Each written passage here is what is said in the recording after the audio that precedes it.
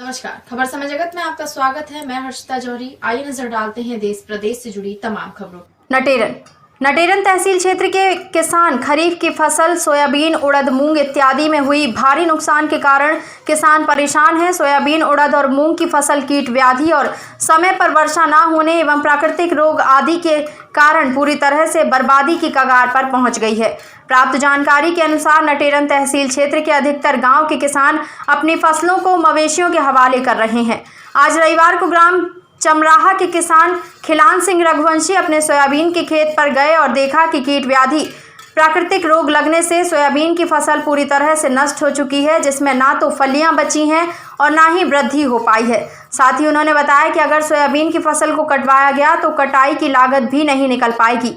20 बीघा जमीन में सोयाबीन की बोवनी 2 बार करने के बाद एवं 3 बार दवाइयों का छिड़काव भी किया गया था। इसके बाद भी कचरा अधिक हो गया था, लेकिन फिर भी फसल में लागत निकलने की उम्मीद थी। लेकिन 55 दिन की फसल होने के बाद अचानक से कोई प्राकृतिक रोग लगने से सोयाबीन का पौधा समय से पहले ही सूखने लगा एवं फसल में जो फलियां लगी थी वो नीचे गिरने के कारण फसल पूरी तरह से नष्ट हो गई थी, जिसमें अभी तक 20 बीघा में लगभग 80,000 रुपये से भी अधिक लागत आ चुकी है।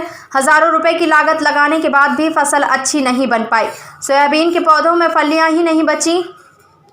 प्राकृतिक रोग लगने के कारण फसल पूरी तरह नष्ट हो गई थी। इसलिए आज रविवार को एक खेत की फसल में मवेशियों से चरवाने को मजबूर होना पड़ा।